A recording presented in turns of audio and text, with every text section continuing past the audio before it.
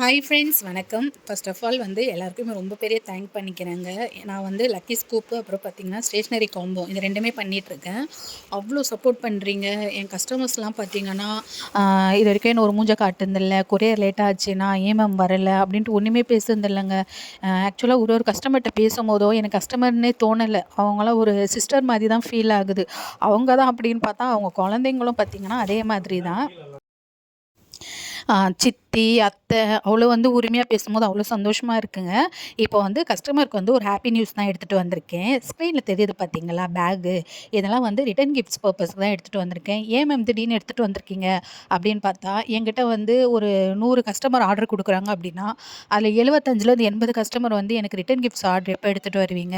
எங்க வீட்ல ஃபங்ஷன் வருது, குழந்தைக்கு பர்த்டே. ஸோ ரிட்டர்ன் கிஃப்ட்ஸ் எடுத்துட்டு வாங்க மேம் அப்படின்னு நீங்க தான் ஒரு ஐடியா குடுத்தீங்க. சரி, நம்ம கஸ்டமருக்காக நம்ம ஏன் எடுத்துட்டு வரக்கூடாது அப்படின்றதுக்காக உங்களுக்காக மட்டும் தாங்க நான் ரிட்டர்ன் கிஃப்ட்ஸ்க்கு எடுத்துகிட்டு வந்திருக்கேன். இப்போ நீங்கள் வீடியோவில் பார்க்குறீங்க இல்லையா, இந்த காயின் பவுச்சு, அதுக்கப்புறம் பார்த்தீங்கன்னா ஃபர் ஹேண்ட்பேக், இதெல்லாம் நார்மல் குவாலிட்டி கிடையாது. எல்லாமே ஃபர்ஸ்ட் காப்பி, ஃபர்ஸ்ட் குவாலிட்டியில் வர fur key chain and fur handbag தான் நான் கொண்டு வந்திருக்கேன். ஓகேவா? வீடியோவில் பார்க்குறீங்க அப்படின்னா ப்ராடக்ட் எப்படி இருக்குன்னு சொல்லுங்கள்.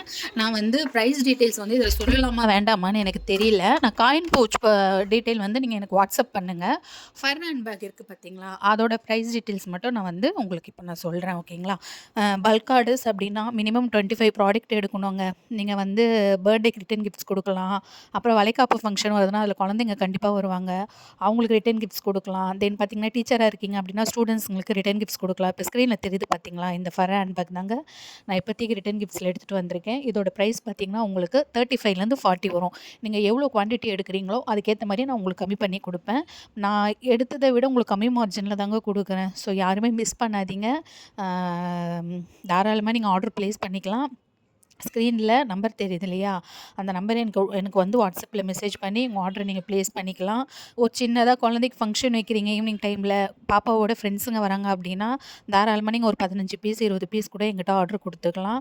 என்கிட்ட ஆர்டர் கொடுத்து உங்களுக்கு தெரியும் நான் ப்ரைஸ் எப்படி கொடுப்பேன், எப்படி குவாலிட்டியாக கொடுப்பேன், நீங்கள் கேட்குறத விட எப்படி அதிகமாக கொடுப்பேன்ட்டு.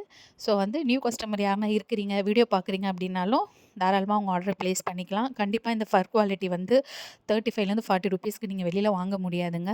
பல்க் ஆர்டர்ஸ்க்கு நான் இவ்வளோ கொடுக்குறேன்.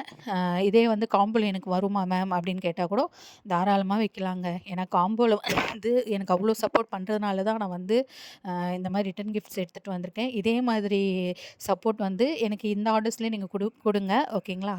Okay, thank you.